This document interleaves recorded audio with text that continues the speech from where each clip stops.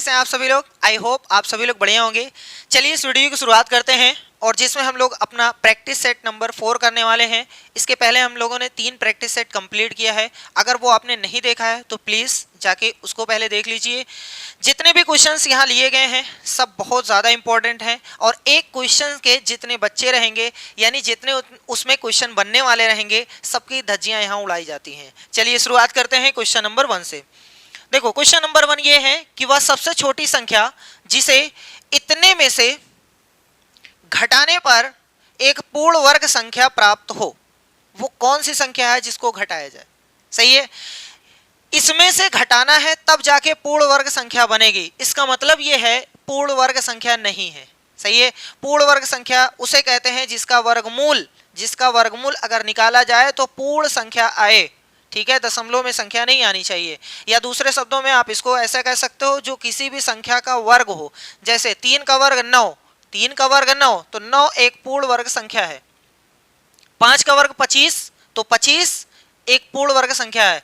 6 का वर्ग 36 इसका मतलब 36 एक पूर्ण वर्ग संख्या है। 37 किसी का वर्गमूल नहीं है, किसी का वर्ग नहीं है, तो इसका मतलब 37 जो है वो पूर्ण वर्ग संख्या नहीं है। आई होप आपको समझ में आ गया होगा।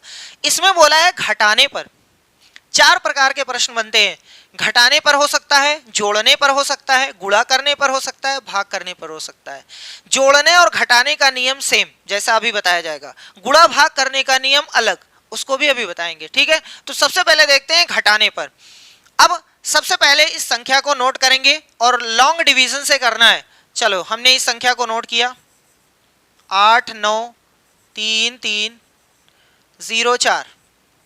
इसका पेयर करेंगे, इधर से 2 का जोड़ा बनाएंगे। ठीक, जोड़ा बनाने के बाद अब ये जहां भी संख्या जाएगी तो 89 जाएगी। 8 9 नहीं जाएगा कि 8 9 अलग अलग नहीं है, 89 पूरी पड़ी जाएगी। 33 है, ये 0 4 है। आप लोगों के माइंड में ये चल रहा होगा कि सर जी अगर 3 लोग हैं तो पेयर कैसे बनेगा। कोई दिक्कत नहीं है। जैसे मान लो ये 354 है, इसमें पेयर कैसे बनेगा, हमेशा इधर से बनता है 2 लोग।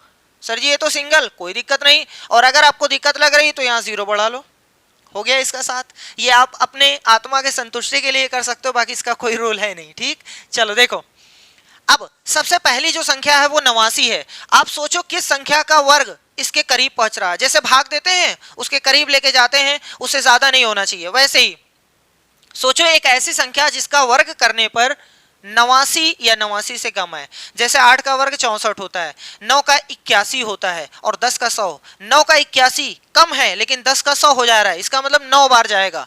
तो 9 कहाँ कहाँ लिखना उसको आराम से देखिएगा। एक बार पहले यहाँ लिखेंगे, फिर उसी के नीचे लिखेंगे और एक बार यहाँ लिखेंगे। जो भी संख्या ये 3 जगह पे लिखा जाता है, एक यहाँ, एक उसके नीचे, एक यहाँ पर। अब एक लाइन खींच देंगे, इन दोनों संख्या को गुणा करते हैं, यहां पटक देते हैं। इन दोनों संख्या को गुणा करेंगे, यहां पटक देंगे। 9 9 81।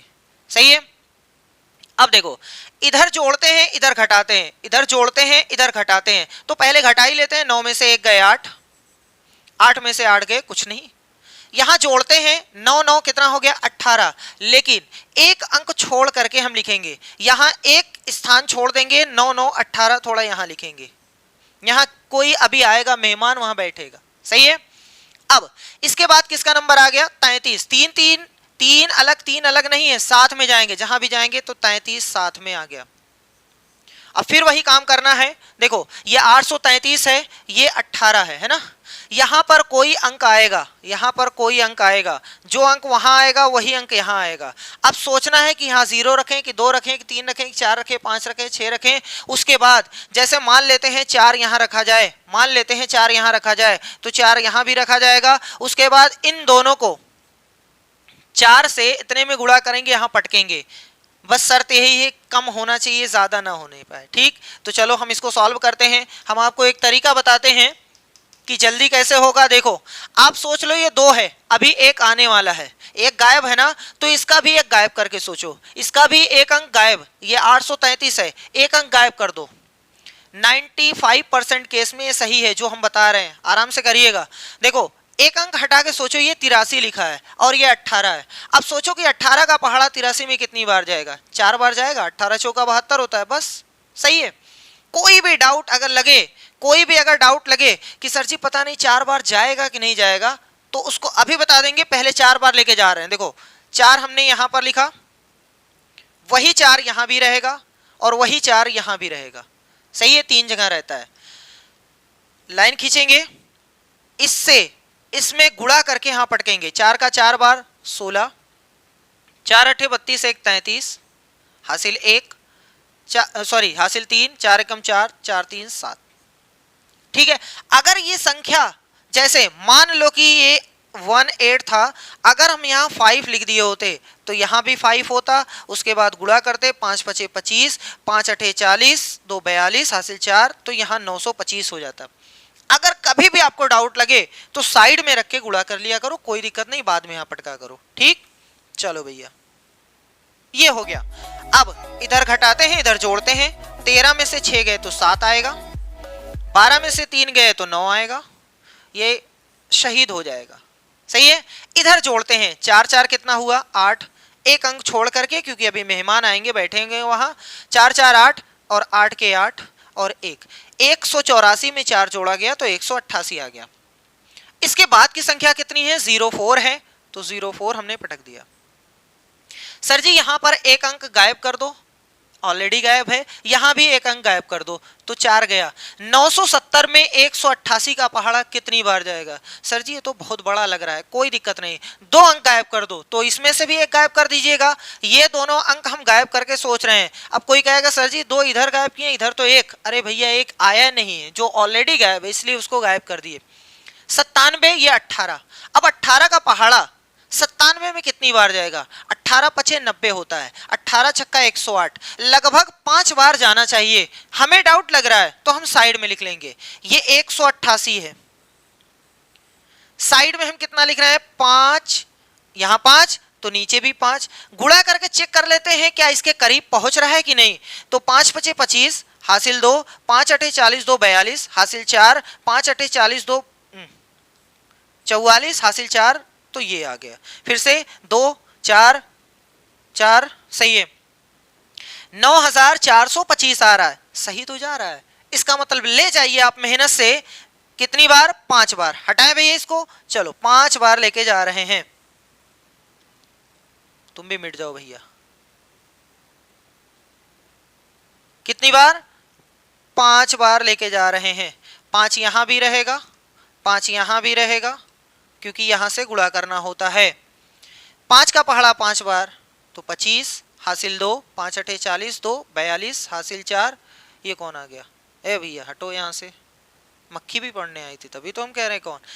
हासिल 2, 5 अठे 40, 2 42, हासिल 4, 5 अठे 40, 4 44, हासिल 4, 5 एकम 5 4 9, ये 9700 है, ये 9400, इसका मतलब सही गया है। अगर आप 6 बार लेके जाएंगे तो ज्यादा हो जाएगा, यहीं से पता चल रहा है 18 छक्का 108 हो जाएगा, ज्यादा हो जाएगा। अब क्या करते हैं, बहुत ही सिंपल है, इधर जोड़ते हैं इधर घटाते हैं। हम पहले आपको बताएं इधर घटा दीजिए, क्योंकि अगर यही खत्म हो जाएगा तो इसको करने से कोई फायदा नहीं है। घटाओ भैया, 14 में से 5 गए 9 आएगा, ये 9 बचेगा, 9 में से 2 गए 7, और ये कितना बचेगा भैया 6, 6 में से 4 गए 2, ये तो शहीद हो गया। देखो 279 बचा है। इसके बाद हमें आगे नहीं बढ़ना है, हमें आगे नहीं बढ़ना, दशमलव में नहीं लाना है, खत्म हो गया। अगर आप चाहो तो सर जी इधर करो या ना करो कोई फायदा नहीं है। अब ध्यान से देखिएगा, ये जो एक्स्ट्रा बचा है, ये जो एक्स्ट्रा बचा है, यही हमारा फाइनल आंसर हो गया घटाने वाला। घटाने पे यही सही है 279, समझ में आ गया। यानी अगर इसमें से 8, ये जो 8 8 9 3 3 0 4 है, इसमें अगर 279 घटा दिया जाए तो जो संख्या प्राप्त होगी वो पूर्ण वर्ग संख्या रहेगी। और यहां से ये भी बताया जा सकता है कि किसका वर्ग रहेगा, वो रहेगा 945 का। ठीक है, समझ में आया। जो एक्स्ट्रा बचा है वही अगर नहीं होता तो हमारी पूरी की पूरी संख्या पूर्ण वर्ग मानी जाती, और किसका पूर्ण वर्ग रहती तो वो 945 का वर्ग रहती। सही है, समझ में आ गया। इसका मतलब 279 आपका फाइनल आंसर हो गया। सर जी ये तो 1 हुआ, आप बताइए ना जोड़ने वाला कैसे करेंगे। यहां से देखो पूरा प्रोसेस सेम रहेगा, पूरा प्रोसेस सेम रहेगा, लेकिन जब इधर खत्म हो जाएगा तो यहां गोद देंगे, उसके बाद पहाड़ा एक बार ज्यादा पढ़ेंगे, पहाड़ा एक बार ज्यादा पढ़ेंगे। जैसे ये पहाड़ा कितनी बार जा रहा था, 5 बार, हम जबरदस्ती लेके जाएंगे 6 बार, जबरदस्ती लेके जाएंगे 6 बार, सही है। तो यहां आएगा बड़ा नंबर, समझ में आ रहा है यहां तक? अरे 5 बार लेके गए तो छोटा नंबर आया ना, देखो घटा दिए, लेकिन हम जबरदस्ती लेके जाएंगे 6 बार, यहां 6 लिखेंगे, यहां 6 लिखेंगे, गुणा करेंगे, यहां बड़ा नंबर आएगा। अब क्या सर जी, छोटे में से बड़ा कहां घटता है, तो हम उल्टा घटाएंगे, मतलब नीचे वाले में से ऊपर वाले को घटाएंगे, नीचे वाले में से ऊपर वाले को घटाएंगे, और जितना यहां दिखाई देगा वो जोड़ का आंसर हो जाएगा। हम आपको प्रैक्टिकल आपको चेक कराते हैं। देखो अब जैसे हमारी कोई संख्या है, मान लेते हैं कि 623 है, सर जी इसमें कितना जोड़ा जाए कि ये पूर्ण वर्ग संख्या बन जाए, इसका मतलब ये पूर्ण वर्ग संख्या नहीं है, तो वैसे ही करेंगे, 623 को पहले पटकेंगे, इसका पेयर करेंगे, ये बेचारा अकेला हो गया, कोई दिक्कत नहीं, उससे हमें फर्क नहीं पड़ता है। चलो एक ऐसी संख्या सोचो जिसका वर्ग 6 के करीब पहुंच रहा है, ज्यादा नहीं होना चाहिए, कम होना चाहिए, तो चलो 2 का 3 का तो ज्यादा हो जाएगा ना, तो 2 यहां भी पटकेंगे, 2 यहां भी पटकेंगे, 2 यहां भी पटकेंगे, इन दोनों को गुणा करेंगे, यहां पटकेंगे, इधर घटाते हैं, इधर जोड़ते हैं, एक स्थान छोड़ करके, सही है ना। अब देखो आराम से देखो, इसके बाद 23, अब हमें पहाड़ा इतनी बार लेके जाना है, ज्यादा होना चाहिए, ज्यादा होना चाहिए, एक बार जबरदस्ती ज्यादा लेके जाएंगे। सर जी ये एक अंक हटाओ, एक अंक हटाओ, इसका मतलब 3 हट गया, यहाँ 22 बचा, यहाँ 4, 4 का पहाड़ा 22 में 5 बार जा रहा है, 5 बार जा रहा है। अब हमने कहा था 95% केस में सही है, लेकिन देखो इसमें गलत है, 5 बार पहाड़ा नहीं जा रहा है। हम देखो साइड में आपको करके दिखाते हैं ना, साइड में आपको करके दिखाते हैं, देखो यहाँ 4 बैठा है, ठीक है, यहाँ पर आप कुछ लिखेंगे, आप कह रहे हैं सर जी 5 बार लेके जाइए, तो हम 5 बार लेके जा रहे हैं, 5 पचे 25 हासिल 2, 5 चौक 20, 2 22, कितना आया 225 आ गया, 223 है, पहाड़ा नहीं जा रहा है ना, ज्यादा हुआ ना, तो हमने वही कहा था जोड़ने वाले में एक बार ज्यादा लेके जाना है, तो ज्यादा 5 बार पे आ रहा है, इसका मतलब 5 लिख दो, ये हो गया 5 का पहाड़ा 5 बार 25, अरे ये लिखा हुआ है, क्या जरूरत है। अब हमने कहा था जब ज्यादा बार आप लेके जाएंगे तो हमेशा उल्टा घटाएंगे, इसमें से इसको घटाएंगे, 5 में से 3 गए 2, 2 में से 2 गए खत्म, ये भी खत्म, ये भी खत्म, ये जो उत्तर आया है वो जोड़ने वाला आया है। अब आप थोड़ा सा फील कर सकते हैं सर जी 623 जो है वो किसी का वर्ग नहीं है ना, किसी के वर्ग का आंसर 623 नहीं है, लेकिन जैसे ही आप उसमें 2 जोड़ेंगे तो 625 हो जाएगा, और 625 25 का वर्ग है होता है, इसका मतलब ये हुआ कि सर जी वो एक पूर्ण वर्ग संख्या आ जाएगी, सही है। तो घटाने वाला और जोड़ने वाला दोनों आपको बता दिया गया है, समझ में आया, दोनों ऐसे ही करेंगे। घटाने वाले में सिंपल मेथड लगाएंगे, जो बचेगा वही हमारा आंसर, जोड़ने वाले में लास्ट में एक बार पहाड़ा ज्यादा पढ़ देंगे ताकि ये ज्यादा हो जाए, और जैसे ही ज्यादा होगा तो उल्टा घटा करके देख कर लेंगे, जितना बचेगा वो हमारे जोड़ का आंसर है, ठीक। अब चलो गुणा भाग वाला देखते हैं। जैसे कोई आपसे पूछे कि सर जी 128 लिखा है, 128, बताओ इसमें किस संख्या से गुणा किया जाए कि ये पूर्ण वर्ग संख्या बन जाए, किस संख्या से गुणा किया जाए कि ये पूर्ण वर्ग संख्या बन जाए। तो देखते हैं, सबसे पहले इसका गुणनखंड करेंगे, 2 छक 12, 2 चौक 8, फिर 32, फिर 2 से 16, फिर 2 से 8, फिर 2 से 4 और फिर 2 से 2। ध्यान से सुनिएगा, गुणा भाग दोनों ऐसे ही करेंगे, गुणनखंड ही करेंगे। अब गुणनखंड करने के बाद वर्गमूल में 2 का पेयर बनता है, तो हम पेयर बना लेंगे, ये पेयर बन गया, सही है। अब ये बेचारा एक्स्ट्रा है, अगर गुणा करने वाला प्रश्न है कि कितने से गुणा किया जाए, तो गुणा करने में आप संख्या बढ़ा सकते हो, गुणा करोगे तो बढ़ जाएगी ना। अब हमें क्या करना है, इसका पेयर बनाना है, इसका पेयर बनाए, इसका पेयर बनाना है। सर जी ये एक्स्ट्रा है, इसका पेयर तभी बनेगा जब हम 2 से गुणा करेंगे, सही है। अब इसका भी पेयर बन गया, यानी हम अपने क्वेश्चन में कितने से गुणा किए हैं, 2 से। बस सिंपल सा कहने का मतलब ये है कि सर जी जितने का पेयर नहीं बन रहा है उतने से ही गुणा करना है, बस, सही है, समझ में आ गया। जैसे कोई कह रहा है कि सर जी अगर ऐसा हुआ, बाय द वे ऐसा हुआ, 2 गुणे में 3 है, गुणे में 5 है, गुणे में 2 है, बताओ इसमें कितने से गुणा किया जाए। तो कोई कहेगा सर जी रुको, इसका देखो पेयर बन गया, लेकिन ये बेचारे लोग अकेले हैं। इसका मतलब इसमें 3 से गुणा करना है और 5 से भी गुणा करना है। 3 से अगर सिर्फ कर देंगे तो 3 का पेयर बन जाएगा, 5 का नहीं बनेगा। और अगर 5 से सिर्फ गुणा कर देंगे तो 5 का पेयर बन जाएगा, 3 का नहीं बनेगा। इसका मतलब 3 से भी करना है, 5 से भी करना है, तो 3 और 5 दोनों से करना है। इसका मतलब 15 से करना है। 3 से भी करेंगे, 5 से भी करेंगे, तो 3 5 15 से गुणा करेंगे तो हमारा फाइनल आंसर हो जाएगा। सही है, समझ में आ गया। जितने का पेयर नहीं बनेगा उतने से ही गुणा कर देंगे। और ये कहां से आपको मिलेगा? गुणनखंड करने के बाद पता चलेगा। सर जी अब भाग वाला बताइए। भाग में सुनो, मान लो कि हमारे पास 2 गुणे में 2 गुणे में 3 गुणे में 3 गुणे में 5 लिखा हुआ है। बताओ ये पूर्ण वर्ग संख्या है कि नहीं है? तो कहोगे सर जी पेयर नहीं बन रहा है, यहाँ पेयर नहीं बन रहा है, ये फालतू है। तो भाग में क्या होता है ना, जो फालतू बचता है उसी से भाग, वो कट जाएगा। इसका मतलब इसी से हमें भाग देना है। कितने से भाग देंगे? 5 से। तो 5 कट जाएगा, अपने आप पेयर बन जाएगा। जो फालतू है उतने से भाग दे दो, वो कट जाएगा, खत्म हो जाएगा, सत्यानाश हो जाएगा। तो बाकी जो लोग बचेंगे वो पेयर में बचेंगे। मतलब इसमें कितने से भाग देना है? 5 से। अगर यही क्वेश्चन होता कितने से भाग देना रहे, कितने से भाग देना रहे, तो 3 से भाग दोगे तो 3 कट जाएगा, 5 से भाग दोगे तो 5 कट जाएगा। इसका मतलब 15 से अगर भाग दे दिया जाए तो सब के सब सही है। समझ में आया? गुणा और भाग सेम है। जितना बचता है, जो फालतू एक्स्ट्रा बचता है, उतने से गुणा कर दोगे तो पूर्ण वर्ग बन जाएगा। और अगर भाग करना है, जो फालतू है उतने से भाग दे दो तो हमारा भाग का आंसर हो जाएगा। समझ में आ रहा है? तो ये चारों हमने एक ही क्वेश्चन में आपको बता दिया। चलिए नेक्स्ट क्वेश्चन पे आते हैं। क्वेश्चन नंबर 2, ये क्या फरमा रहा है? एसर्शन एंड रीजन का है। ठीक है, एसर्शन है एक अष्टभुज में 8 सममित रेखाएं होती हैं। मतलब ऑक्टागन में 8 सिमेट्री लाइंस होती हैं। इनका रीजन ये है कि एक समबाहुभुज का मतलब होता है एक ऐसा बहुभुज जिसकी सभी भुजाएं बराबर हो, चाहे 20 हो, चाहे 25 हो, चाहे 50 लाख हो, सभी भुजाएं बराबर होनी चाहिए। में सममित रेखाओं की संख्या उसकी भुजाओं की संख्या के बराबर होती है। तो ये तो बार बार हर क्लास में लगभग बताया गया है कि कोई भी अगर समबाहुभुज है तो उसमें सममित रेखाओं की जो संख्या होती है भुजाओं की संख्या के बराबर होती है। तो इसका मतलब ये है। अच्छा, एसर्शन और रीजन वाला क्वेश्चन कैसे पढ़ना है? देखो, पहले एसर्शन होता है, बाद में रीजन होता है।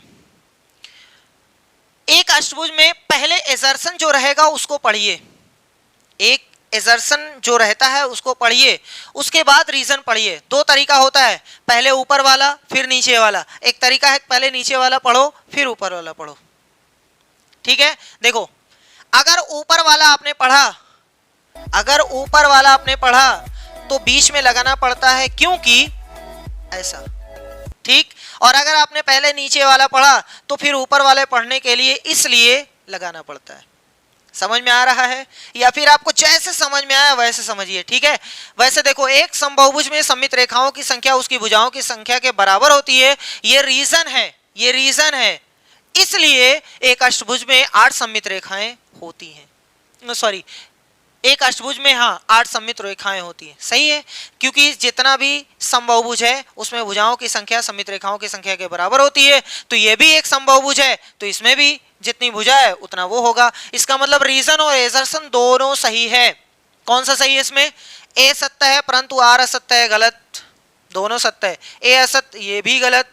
ए और दोनों सत्य है, इसका मतलब सी वाला सही है। ठीक है, याद रखना है यहां से कि जो भी समबाहुभुज रहेगा उसमें सममित रेखाओं की संख्या भुजाओं की संख्या के बराबर होती है। अगर 50 भुजाओं वाला समबाहुभुज है तो उसमें 50 सममित रेखाएं, 8 वाला है तो 8 वाला, 56 वाला है मतलब 56 वाला है तो 56। ठीक, नेक्स्ट क्वेश्चन। किसी कक्षा के 2 सेक्शनों में 18 और 24 विद्यार्थी हैं। मान लो कि एक सेक्शन ए है, एक सेक्शन बी है। एक में 18 विद्यार्थी हैं, एक में 24 विद्यार्थी हैं। प्रायोगिक कार्य के लिए इन विद्यार्थियों को अधिकतम, ये वर्ड जो है ना बहुत कुछ हमें बताता है, समान माप वाले समूहों में विभाजित किए जाने वाले समूहों की संख्या कितनी होगी? देखो, इसमें भी समूह बनाने हैं, इसमें भी समूह बनाने हैं। जितने इसके समूह में व्यक्ति होने चाहिए, स्टूडेंट होने चाहिए, उतने ही इसके समूह में भी, प्रत्येक समूह में भी विद्यार्थियों की संख्या बराबर होनी चाहिए। अगर इसके समूह में 2 बने तो इसमें भी 2 बने, अगर इसमें जो समूह में 3-3 लोग हैं तो इसके भी समूह में 3-3 लोग होने चाहिए। वैसे देखो ये अधिकतम, जब भी कभी किसी क्वेश्चन में अधिकतम की बात करता है लासा और मासा में, तो अधिकतम का मतलब होता है हाईएस्ट। हाईएस्ट इसका मतलब HCF निकालना है, मासा निकालना है। तो सबसे पहले इन दोनों का मासा निकालते हैं। मासा निकालना बहुत आसान है भैया, मासा अलग अलग निकालो या चाहे जैसे या सोच करके निकालो, उत्तर आएगा 6। मासा का उत्तर आ जाएगा 6। 6 कौन सी संख्या है? एक ऐसी संख्या है जो इसको भी काट देती है, इसको भी काट देती है। समझ में आ रहा है? अब सबसे बड़ा जो ग्रुप बनेगा वो 6 लोगों वाला बनेगा। अब ध्यान से सुनना, एक ग्रुप में 6 लोग, इसके पास कितने हैं? 18। तो 18 में 6 के ग्रुप वाले कितने ग्रुप बनेंगे? 6 की संख्या वाले कितने ग्रुप बनेंगे? तो 6 कम 6, 6 त्रिक 18। इसका मतलब इसके पास 3 ग्रुप बनेगा, ठीक। और इसके पास 24 हैं, तो 24 में 6-6 का ग्रुप बनाना है, तो 6 कम 6, 6 4 24। इसका मतलब यह हुआ कि इसमें 4 ग्रुप बनेंगे। तो पहले वाले के पास 3 ग्रुप, दूसरे वाले के पास 4 ग्रुप, तो कुल ग्रुपों की संख्या है 7। तो उत्तर हो गया डी वाला ऑप्शन सही है, ठीक है। बहुत ही आसान नन्ना मुन्ना सा क्वेश्चन था। चलो नेक्स्ट क्वेश्चन नंबर 4। निम्न में से कौन से कथन सत्य हैं? अब जब भी इस प्रकार का क्वेश्चन रहे ना, तो हमेशा प्रैक्टिकल किया करो, कोई भी एक संख्या मान लिया करो, जो भी वो बोलेगा वो मानना है। देखो कह रहा है 2 अभाज्य संख्याओं का योगफल सदैव एक अभाज्य संख्या होती है। कोई भी आप 2 अभाज्य संख्या मान लो, कोई भी 2 अभाज्य संख्या मान लो, हमने एक माना है 3 और एक माना है 5। कह रहा है 2 अभाज्य संख्याओं का योगफल, मतलब योगफल निकालो, तो उत्तर आया 8, ठीक। 8 आ गया। सदैव मतलब हमेशा एक अभाज्य संख्या होगी, गलत हो गया, एक भाज्य संख्या आ रही है। जो किसी से कट जाए उसको भाज्य कहते हैं, जो किसी से ना कटे उसे अभाज्य कहते हैं। किसी का मतलब वन और खुद को छोड़ करके होता है, ठीक। इसका मतलब ये गलत बोला है, पहला वाला गलत बोला है भैया, पहला वाला इसने गलत बोला है। दूसरा, एक भाज्य संख्या विषम संख्या हो सकती है। एक भाज्य संख्या जो है वो विषम संख्या हो सकती है, सही बोला है, क्योंकि 9 एक विषम संख्या है और भाज्य संख्या है किसी से कट जा रही 3 से। इसका मतलब ये सही बोला है। आगे 2 एकमात्र सम अभाज्य संख्या है, सही बात है। 2 इकलौती ऐसी संख्या है जो सम भी है और अभाज्य भी है, इसका मतलब ये सही बोला है। आगे सबसे छोटी अभाज्य संख्या 1 है, नहीं, सबसे छोटी अभाज्य संख्या 2 है, ठीक है। 2 से ही स्टार्ट होता है। 1 ना तो अभाज्य है ना ही भाज्य है, इसका मतलब ये भी गलत है। तो कौन सा सही है? दूसरा और तीसरा। किसमें सही है भैया दूसरा और तीसरा? इस वाले में सही है, बी वाले में सही है, ठीक। नेक्स्ट क्वेश्चन नंबर 5 कह रहा है किसी समबाहुभुज के बाह्य कोण और अंतः कोण का अनुपात 1:4 है, उस बहुभुज में कितनी भुजाएं हैं? अच्छी बात है। देखो एक समबाहुभुज है, मान लेते हैं एक पंचभुज हमने बना लिया है, बराबर बराबर हो या ना हो। अच्छा चलो बना ही देते हैं, नहीं तो कोई कहेगा सर जी ये कौन सा बना रहे हैं। मिट जाओ भैया, जल्दी से मिट जाओ। फिगर कहाँ मिलेगा? मिल जाओ, दनादन मिल जाओ। 5 भुजा कैसे बनेगी? है ही नहीं। अच्छा ये देखो है, देखो भैया मान लीजिएगा ये बराबर है, मान लीजिएगा ये बराबर है, चलो ये है। अब अंतः कोण क्या होता है, बाह्य कोण क्या होता है? बहुत ही आसान है। देखो किसी भी एक भुजा को चाहे इधर चाहे उधर बढ़ा दो, यहाँ जो बाहर कोण बन रहा है उसको बहिष्कोण बोलते हैं, और ये जो है वो अंतः कोण है, सही है। इन दोनों का अनुपात जो है वो 1:4 है। मतलब अगर यहाँ 1 है तो यहाँ 4 हिस्सा मिलेगा। उसके साथ में आपको पता है x लगाना जरूरी होता है। सर जी ये तो लीनियर पेयर है, लीनियर पेयर है, एक सीधी रेखा में बन रहा कोण है, तो सीधी रेखा में बनने वाले कोणों का योगफल 180। अरे भैया 180 होता है। इसका मतलब 1x प्लस में 4x इज इक्वल टू में 180 डिग्री। तो यहाँ से 5x बराबर 180, तो x बराबर 180 चलो भैया 5 एकम 5 36, इसका मतलब ये हुआ कि x का मान आया 36। अगर हमसे कोई पूछे कि बाहर वाले कोण का मान बताओ तो 1 गुणे 36 यानी 36 आ जाएगा, और अंदर वाले का नाम बताओ मान बताओ तो भैया 4 गुणे में 36 यानी 144 आ जाएगा। ये अंदर वाला, ओहो क्या हो रहा है, 144 अंदर बन रहा है और 36 बाहर बन रहा है। ठीक, कोई बात नहीं। उस बहुभुज में कितनी भुजाएं हैं, जब भी भुजाओं की संख्या ज्ञात करनी रहे तो हमेशा याद रखिएगा, हमेशा बाहर वाला कोण अगर पता चल जाए तो एकदम चुटकियों का खेल है, तुरंत निकल आएगा। कैसे? क्योंकि बाहर बनते हैं 360, एक कोण का मान कितना है 36, 36 से भाग दो, भुजाओं की संख्या पता। कहीं भी दिमाग लगाने की जरूरत नहीं है, सिर्फ बाहर वाला कोण पता चल जाए ना तो भुजाओं की संख्या तुरंत दौड़ करके आएगी। ठीक, 360 है टोटल, बाहर 36, तो 36 से भाग दे देना, उत्तर आ जाएगा। सही है। चलो भैया नेक्स्ट क्वेश्चन की ओर बढ़ते हैं। क्वेश्चन नंबर 6 क्या कह रहा है, ये तो घातांक का है। इस क्वेश्चन को फिर से हम नोट करते हैं। क्वेश्चन ये कह रहा है 1/3 इसकी घात है -2, फिर ये भी है 1/4 -1, और इस पूरे की घात है -2। इसका मान कितना होगा? बहुत ही आसान है, जब भी किसी चीज की घात माइनस हो उसको प्लस बनाना जरूरी है, कंपलसरी है, नहीं तो उसका मान आप नहीं निकाल पाओगे। ठीक, अगर माइनस है तो जो भी संख्या लिखी है उसको ऐसे पलट दो, पैर ऊपर सर नीचे कर दो, पॉजिटिव घात हो जाएगी। निगेटिव घात है ना, पॉजिटिव बन जाएगी। और अगर पॉजिटिव आप चाहते हो निगेटिव बनाना तब भी उसको पलट दो। सही है। तो हम पहले इसको चाह रहे हैं कि ये पॉजिटिव घात बन जाए, तभी हम इसका मान निकाल सकते हैं। अब देखो, इसको पैर ऊपर सर नीचे, तो 3 ऊपर 1 नीचे, और घात क्या हो गई? पॉजिटिव। बहुत अच्छे।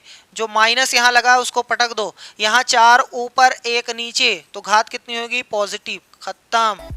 बाहर वाला नहीं किया भैया, अभी बाहर वाला नहीं कर रहे हैं। ठीक, चलो देखो, अब ध्यान से देखो, बटे 1 लगाने से कोई फायदा नहीं, जिसका कोई नहीं उसका भगवान होते हैं, तो भगवान नीचे रहे या ना रहे कोई दिक्कत हो नहीं रही है। 3 का वर्ग 9 होता है, बटे में 1 का वर्ग लिखो या ना लिखो कोई दिक्कत नहीं है। 4 की घात 1, इसका मतलब 4। अरे 4 को एक बार लिखोगे 4 ही तो रहेगा। अंदर का मामला सेट, बाहर चलते हैं, पहले इसको और सॉल्व करते हैं। सर जी ये इतना आ गया, तो उत्तर तो नहीं दिखाई दे रहा है, इसमें कौन सा है? बहुत ही आसान, ये -2 है, सबसे पहले इसको +2 बनाओ। सर जी 5 है, इसके तो नीचे कुछ नहीं है, अभी अभी बताया गया, जिसके नीचे कुछ नहीं उसके नीचे बटे 1 कर लो। अब पलटो इसको मेहनत से, 1 जाएगा ऊपर, 5 आएगा नीचे। अब घात क्या हो गई इसकी? पॉजिटिव। अब भैया 1 का वर्ग 1 होता है और 5 का वर्ग 25 होता है, कि 1 कटेगा सब में बटेगा, ये नहीं कि खाली इसको मिलेगा, इसको भी मिलना चाहिए। तो 1/25 ये फाइनल आंसर है। Option B is the right answer. Next कह रहा है कि यदि 1.5 गुणे 10 की घात 6 और गुणे में इतना के योग को, क्या निकालना है? इनका योग को इतने के मानक रूप में व्यक्त किया जाता है। मानक रूप इसके पहले वाली वीडियो में पूरा अच्छी तरीके से एक्सप्लेन कर दिया गया था। मानक रूप का मतलब होता है दशमलव के पहले एक कोई नॉन जीरो नंबर होना चाहिए, एक कोई नॉन जीरो डिजिट होना चाहिए। सही है, मतलब 1 से लेकर 9 तक कोई एक अंक होना चाहिए, जीरो नहीं चलेगा। और गुणे में 10 की घात लगनी चाहिए, वो मानक रूप होता है। सबसे पहले हमारे पास जो क्वेश्चन है 1.5 गुणे 10 की घात 6 है, और है 3.7 गुणे 10 की घात 7। इनका योग निकालना है। योग करने का मतलब प्लस करना होता है। सर जी ये दोनों कैसे जुड़ेंगे? एक तरीका ये है जो बिना दिमाग वाला, सर जी लाओ ये 10 की घात 6 है, 6 तो 0 बढ़ा लें गुणा कर दें, 7 0 बढ़ा लें गुणा कर दें, उसके बाद जोड़ दें। और थोड़ा दिमाग वाला खेल ये है कि पहले इसमें से ले लो कॉमन, इसके पास और इसके पास कॉमन। कॉमन हमेशा छोटी पावर होती, छोटी। इसके पास 6 है, इसके पास 7 है, तो 6 बार कॉमन हो गया। इसमें से हमने कुछ लिया नहीं, इसको ऐसे ही पटक दो। अब प्लस, अरे ये तो बाहर आ गया, प्लस 3 गुणे में 7, बहुत अच्छी बात है। और गुणे में 10 की घात 7 है, हमने तो 6 ही बार निकाला है, इसका मतलब 10 की घात 1 बार बचेगी। और 1 घात लगाओ या ना लगाओ बात वही है। अब चलो आगे बढ़ते हैं। 10 की घात 6 गुणे में, अच्छा चलो ब्रैकेट भी लगा देते हैं, नहीं तो कुछ लोगों को तकलीफ बड़ी होगी, है ना भाई। 1.5 प्लस ये है 3.7 और ये है 10, गुणा करोगे 37 आ जाएगा, क्योंकि गुणा में जितना जीरो होता है उतना दशमलव उधर कूदता है। 10 यानी जीरो एक बार है तो दशमलव जो है वो यहां से यहां आ गया तो 37 आ गया। 0.00 लिखो या ना लिखो, है ना, तो ये इतना आ गया। 10 की घात 6, इनको जोड़ते हैं, ये 37 रुपया है, ये 1 रुपया 50 पैसा है, तो 37 में 1 जुड़ गया तो 38.5 ये आया। पहले ये लिखो फिर घात वाला लिखो, 38.5 गुणे में है 10 की घात 6। सही भैया, यहां तक क्लियर है। सर जी क्या मानक रूप है? नहीं, दशमलव यहां नहीं होना चाहिए, दशमलव यहां होना चाहिए था, तो हम लगा देते हैं, जहां होना चाहिए था दशमलव हमने लगा दिया। अब क्या करते हैं, अब देखो दशमलव आप बाएं ले गए हो कि दाएं ले गए हो? अगर बाएं लेके आए हो तो घात बढ़ाओ, और अगर दाएं लेके गए हो तो घात घटाओ। ठीक, तो चलो हम बाएं लेके आए हैं। सर जी कितना अंक खिसकाए हैं? एक लोगों को कुदाए हैं, तो एक घात बढ़ा दो, यहां से 6 के बजाय 6 धन 1 लिख दो, तो डायरेक्ट हम लिख देते हैं 7। क्या जरूरत है? ये उत्तर आ गया है 3.85 गुणे 10 की घात 7। अब इससे तुलना करो, इससे तुलना करो, देखो p का मान इतना आ रहा है और 10 तो 10 आ रहा है, n यहां 7 आ रहा है। सही है, तो यहां से हम लिखेंगे p बराबर कितना आया हमारे पास 3.85 और n का मान कितना आया, n बराबर 7 आया है। अब हमारा क्वेश्चन ये है कि 2p प्लस n का मान बताओ, तो 2p प्लस n, जहां p है वहां p का मान पटकेंगे और जहां n है वहां n का मान घिसरा देंगे, है ना। तो चलो 2p, p का मान है 3.85 और प्लस में n यानी 7 है। पहले ये गुणा होगा तो ये कितना हो जाएगा, 2 पंजे 10, 2 अठे 16, 1 17, 2 तिहाई 6, 1 7, ये आ रहा है 7 और ये 7। आपको पता है ना जोड़ा कैसे जाता है, जोड़ और घटाओ दशमलव के नीचे आना चाहिए, कंपलसरी है। 7 7 14 हो गया और दशमलव में 7 0 लिखो या खाली 7 लिखो, सब सही है। तो हमारा फाइनल आंसर हो गया है 14.7 या 14.70, तो ऑप्शन डी वाला ये सही है। ठीक है भैया, बहुत ही आसान है, यहां से सीख मिली होगी कि मानक रूप क्या होता है। चलो अच्छी बात है, नेक्स्ट क्वेश्चन की ओर। क्वेश्चन नंबर 8 कह रहा है निम्नलिखित कथनों पर विचार करें। ठीक है भैया, करते हैं, विचार विमर्श करते हैं, क्योंकि बोला है। कह रहा है सभी आयत वर्ग हैं। ओहो, ये तो पिछले वाली क्लास में भी बताया गया था। हम ओरल में कुछ चीजें बताते हैं, जैसे आयत होने के लिए चारों कोण 90 90 90 90 अगर है तो उसको बोलेंगे आयत। और वर्ग होने के लिए, वर्ग होना दो चीजें कंपलसरी है, प्रत्येक कोण 90 अंश का होना चाहिए, चारों भुजा बराबर होनी चाहिए। आयत होने के लिए एक चीज दे दो सर जी, सारा कोण 90 अंश दे दो, काम खत्म। तो सभी आयत वर्ग हैं, क्योंकि आयत ये गारंटी लेता है कि हमारे कोण 90 90 90 90 हैं, लेकिन वर्ग ये गारंटी मांगता है कि 90 90 90 90 होने चाहिए, प्लस में चारों भुजा बराबर। तो आयत तो गारंटी नहीं लेता है, इसका मतलब वर्ग नहीं बन पाएगा, तो ये गलत है। ठीक, सभी आयत जो होते हैं वो वर्ग नहीं है, लेकिन सभी वर्ग जो हैं वो आयत है। सभी समचतुर्भुज समांतर चतुर्भुज हैं। हाँ भैया सुनो, समांतर चतुर्भुज उसे कहते हैं जिसकी सम्मुख भुजाएं समांतर, उसको समांतर चतुर्भुज कहते हैं। आमने सामने की भुजा अगर बराबर, सम्मुख भुजा समांतर, ये वाले की ये वाले समांतर होनी चाहिए, ये वाले की ये वाले समांतर होनी चाहिए, बस। कोई कहेगा सर जी बराबर भी होने चाहिए, अरे भैया ये दोनों अगर समांतर है ना तो अपने आप बराबर हो जाएगा, आप कुछ मत देखो। ठीक, चलो सभी समचतुर्भुज समांतर चतुर्भुज होते हैं। समचतुर्भुज गारंटी मांगता है कि चारों भुजा बराबर होनी चाहिए और साथ में सम्मुख भुजा समांतर होनी चाहिए, लेकिन समांतर चतुर्भुज ये गारंटी लेता है कि सिर्फ सम्मुख भुजा समांतर होनी चाहिए। तो भैया जी क्या सभी सम्मुख भुजा जिसके समांतर है, क्या जरूरी है चारों भुजा बराबर हो? नहीं। इसका मतलब अब इसको पढ़ते हैं, ये क्या कह रहा है, सभी समचतुर्भुज, समचतुर्भुज का मतलब जिसमें चारों भुजा बराबर भी है और सम्मुख भुजा समांतर भी है, वो समांतर चतुर्भुज। हाँ सही है, समांतर समचतुर्भुज तो समांतर चतुर्भुज होता है। सभी वर्ग समांतर चतुर्भुज नहीं है। अच्छा, ये वर्ग है, चाहे छोटा या बड़ा कोई भी दिक्कत नहीं, समांतर चतुर्भुज नहीं है। क्यों नहीं है भैया? समांतर चतुर्भुज की रिक्वायरमेंट है कि वो सम्मुख भुजा समांतर मांगता है।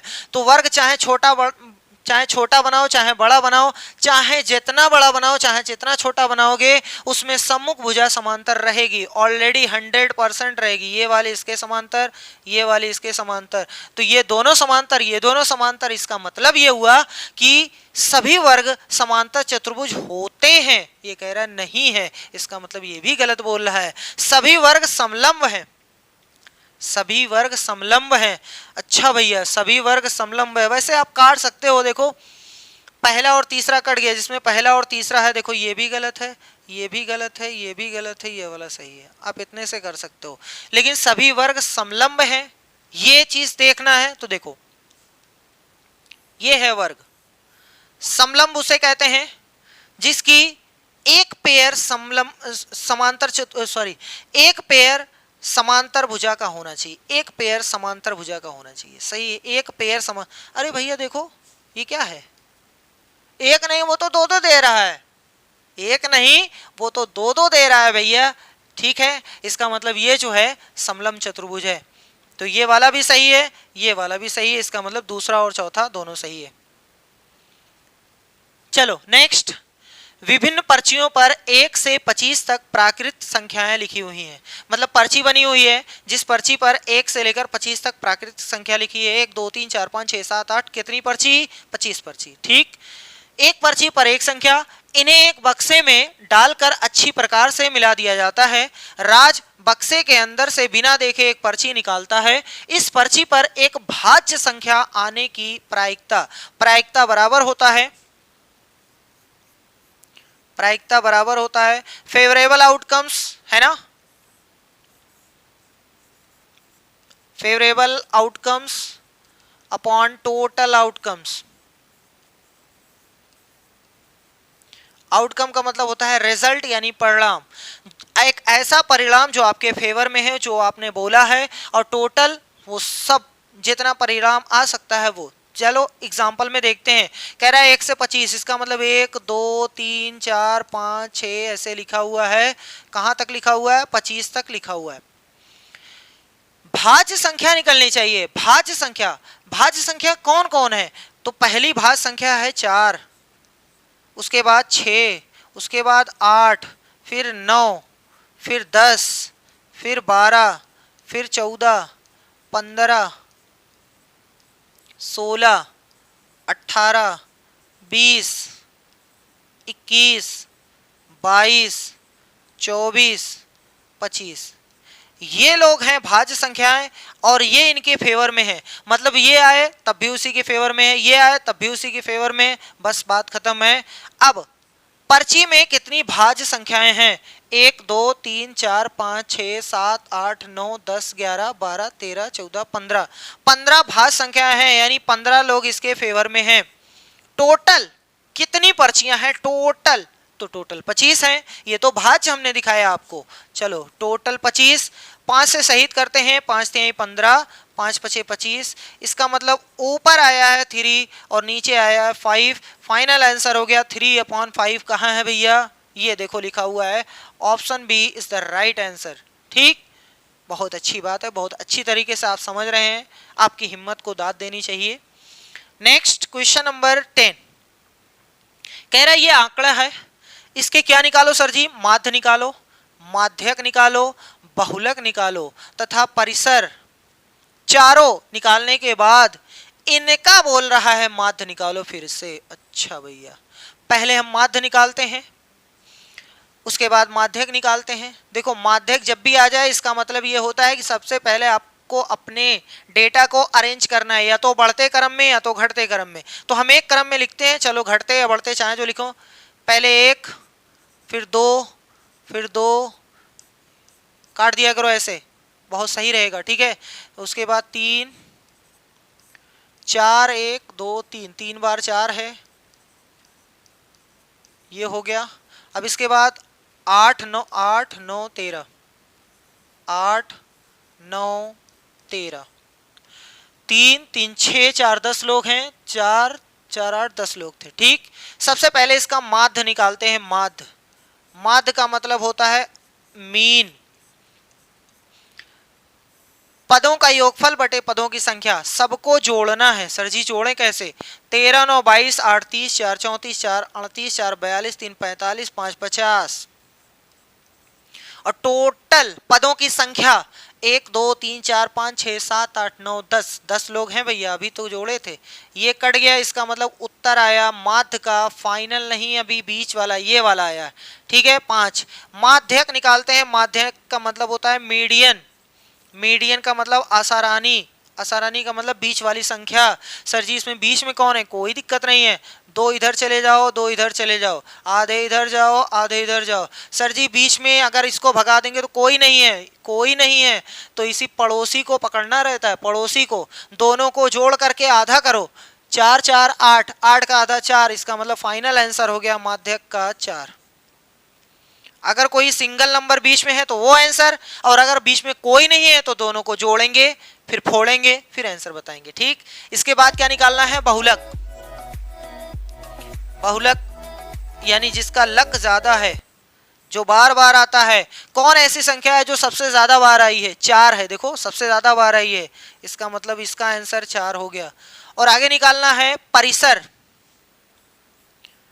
परिसर यानी कि रेंज। रेंज का मतलब होता है सबसे बड़ा माइनस सबसे छोटा। सबसे बड़ा 13, सबसे छोटा 1, तो 13 माइनस 1 यानी उत्तर आया 12। ये 4 आंसर आ चुके हैं, माध्य का, माध्यक का, बहुलक का, परिसर का। इन सबका निकालना है माध्य। अब ये सब गए तेल लेने, बस खाली ये 1 2 3 4, ये चारों से मतलब है, इनका माध्य, 4 लोगों का माध्य है, तो चारों का योगफल यानी 5 + 4 + 4 + 12, 5 + 4 + 4 + 12, और बटे में आ जाओ, कितने लोग हैं? 1 2 3 4, 5 4 9 4 13 12 25, सही भैया, 12 8 20 5 25 5। 4 का पहाड़ा 6 बार जाएगा, 6 दशमलव कुछ आएगा, जिसमें 6 दशमलव कुछ है उसको सही मार दो, बाकी करने की जरूरत नहीं थी, बाकी करने की जरूरत ही नहीं है। 4 का पहाड़ा 25 में 6 बार गया, उसके बाद देखा हमने 6 वाला वही है, खत्म। अब आगे करना है, अगर आपकी मर्जी है तो कर सकते हो, नहीं तो कोई बात नहीं, यही फाइनल आंसर है 6.25। एक क्वेश्चन कंपलसरी आपके एग्जाम में जरूर पूछा जाएगा, जरूर जरूर जरूर जरूर। ठीक, नेक्स्ट क्वेश्चन नंबर 11। ये क्वेश्चन है, देखो इसमें थोड़ा सा मिसप्रिंट है, लिखा हुआ है यदि मोटे कागज की, यहां रहेगा 12 शीटों का भार 40 ग्राम है, तो उसी कागज की कितनी शीटों का भार 3.5 किलोग्राम होगा?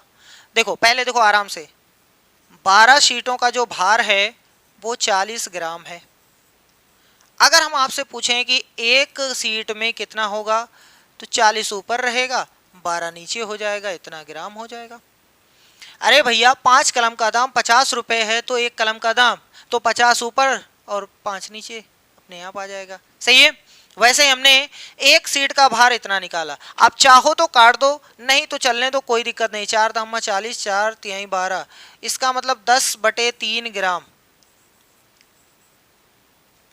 एक सीट में इतना ग्राम होता है। कह रहा कि अगर 3.5 किलोग्राम है, 3 सही 1/2 किलोग्राम है, किलोग्राम अगर हटाओगे तो देखो 3 दूनी 6 1 7, 7/2 किलोग्राम हटाओ तो यहाँ ग्राम में बना लो तो 1000 ग्राम, ये कट गया, यहाँ से आ गया 500, तो 5 का 7 में तो 3500। अगर आपको डायरेक्ट आता है तो बहुत अच्छी बात है, 3500 ग्राम की बात कर रहा है। अरे सर जी 3 में 3000, आधा में 500, खत्म 3500, सही है, तो 3500 ग्राम आ गया। ध्यान से सुनिएगा पूछा क्या है, वो कह रहा है कि अगर 12 सीटों का जो वजन है वो 40 ग्राम है, तो बताओ इतनी वजन में कितनी सीट बनेगी। हमने निकाला कि एक सीट में इतने ग्राम है, तो इतने में कितनी सीट बनेगी, बहुत ही आसान है। अगर हम आपसे कह दें कि 10 रुपए हमारे पास है, 10 रुपए टोटल, और एक चॉकलेट 2 रुपए की है, तो बताओ कितनी चॉकलेट आएगी। सर जी 10 में 2 से भाग दीजिए उत्तर। तो ऐसे बार बार एग्जांपल दिया जाता है, सेम वही कर दो, इसका मतलब टोटल में इतने से भाग दे दो, उत्तर आ जाएगा। तो टोटल हमारे पास कितना है 3500। सर जी भाग का निशान ये होता है, कितने से भाग देना है 10/3, खत्म। भाग को गुणा बना लो, उसके बाद शहीद कर दो जो शहीद हो रहा है, लो भाग बन गया गुणा, और इसको पलटना होता है, 3/10 हो गया। 1 0 गया तेल लेने, यहां से 350 गुणे में 3, 0 नोट कर दो। 35 तिया 105 होता है, यानी 1050 उत्तर आ गया। कितनी सीट बनेगी? 1050। कहाँ है 1050? ओहो हो, ऑप्शन बी। ठीक है भैया, बी फॉर बॉय। चलो नेक्स्ट, कह रहा है कि दोबारा बनाने पर लोहे की एक बेलनाकार छड़ की लंबाई मूल लंबाई की 16 गुनी हो जाती है। अच्छा भैया, तो किसने कहा था बनाने के लिए 16 गुना हो जाती? काहे बनाए? देखो, दोबारा बनाने पर लोहे की एक बेलनाकार छड़, हम बेलन पहले बना ले। हाँ मिल जा भैया, फ्रस्टम मिल रहा था।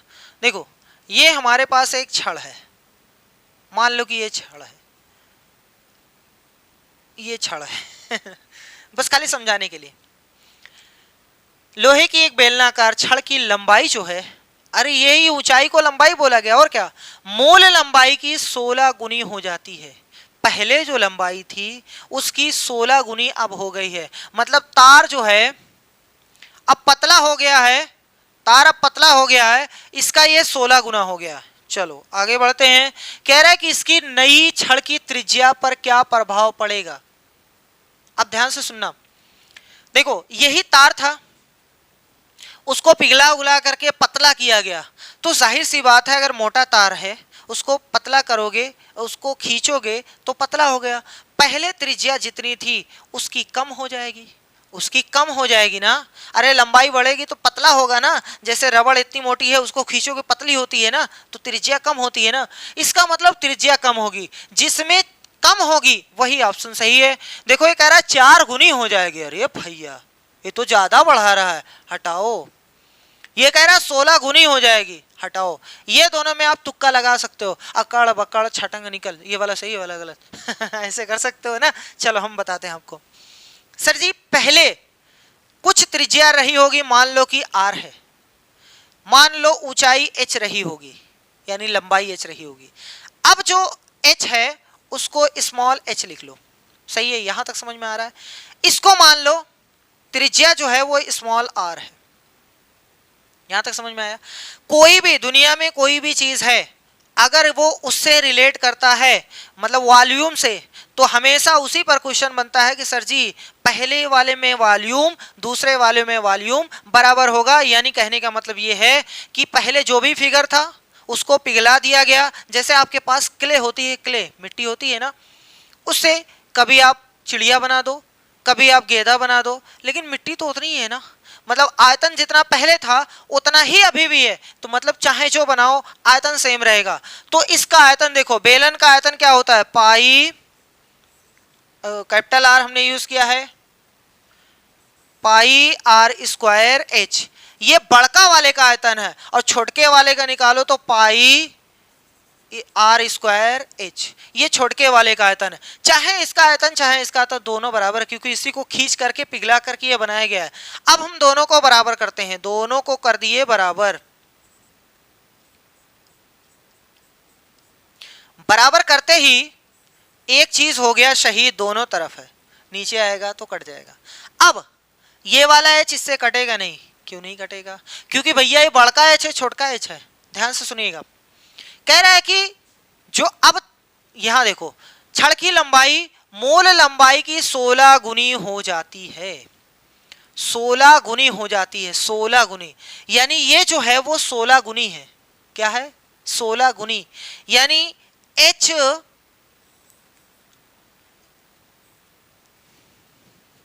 जब इस वाले h का 16 गुना करोगे तो ये इसके बराबर आएगा। ये चीज पहले समझ लो, आराम से समझ लो। ये बड़ी है, ये छोटी है, ये 16 गुनी है, ये नहीं है। अगर हम ऐसे लिखते हैं तो सर जी आप नाइंसाफी कर रहे हैं, दोनों चीज बराबर नहीं है। ये बहुत बड़ी है और ये बहुत छोटी, दोनों बराबर नहीं है। तो हम आपसे पूछेंगे क्या करें बराबर हो जाए, तो आप कहोगे सर जी ये जो है ना 16 गुनी है, मतलब इसमें 16 से गुणा किया गया है। तो दो तरीका है बराबर करने का, या तो इसको भी 16 से गुणा कर दो तब बराबर हो जाएगा, या तो इसको 16 से भाग कर दो तब बराबर हो जाएगा। तो हमने इधर 16 से गुणा कर दिया तो हमारे पास 16h आ गया। सही है, समझ में आ गया। यही h का मान 16h यहां पटक दो, बड़का वाला r, और ये कितना है भैया, छोटका वाला r, और इस छोटका ये जो h है 16h के बराबर है, तो 16h हमने पटक दिया। ये h दोनों तरफ है, कट गया। अब आराम से देखो, हमें इसकी नई छड़ की त्रिज्या, छोटके वाले r का मान बताना है, इसका मान बताना है, तो हम 16 को इधर भेज देंगे, तो r स्क्वायर बटे में, थोड़ा सा आप लोगों को समझने में ये दिक्कत हो रही होगी ना, सर जी छोटके वाले को बड़ा हर लिखे, बड़के वाले को छोटा हर लिखे। हाँ सही है, यही थोड़ा सा अगर हमने वहाँ ध्यान दिया होता तो और अच्छी तरीके समझ में आता। कोई दिक्कत नहीं, फिर भी समझ में आ जाएगा।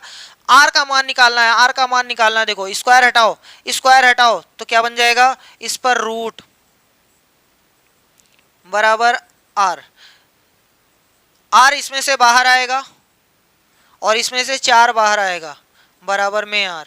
अब देखो छोटी वाली त्रिज्या जो है, बड़े वाले में 4 से भाग दोगे तब आएगा, बड़े वाले में 4 से भाग दोगे तब आएगा, इसका मतलब 4 से भाग दिया गया है। और अगर आप इसको नहीं समझ पा रहे हो तो देखो क्या लिखा है, ये r बटे में 4 बराबर क्या ऐसा लिख सकते हैं, r गुणे में 1 बटे में 4 लिख सकते हैं भैया, कोई दिक्कत तो नहीं है। r गुणे में 1 बटे 4, अब सही है, तो 1 बटे 4 गुनी हो गई है, गुणा का मतलब गुना, ठीक, 1 बटे 4 गुना हो गया है। इसका मतलब ये हुआ है कि ये वाला हमारा सही है। समझ में आया, थोड़ा सा कॉम्प्लिकेटेड है समझाने में, और थोड़ा सा हो सकता है आपको लग रहा हो समझने में। अगर कहीं दिक्कत हो तो इसको छोटा r ले लेना, सॉरी छोटा h, इसको बड़ा h ले लेना।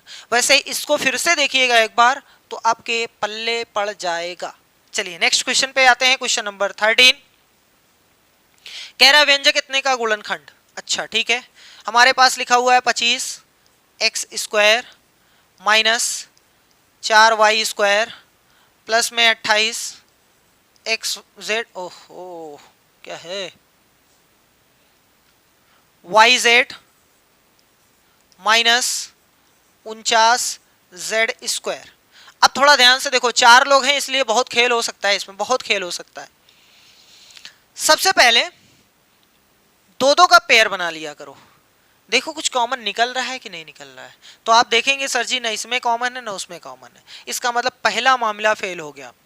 अब आप ऐसा कर सकते हो, पहले वाले का इसके साथ और इसका इसके साथ, देखो इन दोनों में कुछ कॉमन, इन दोनों में कुछ कॉमन, सर जी दूसरा भी मामला फेल हो गया।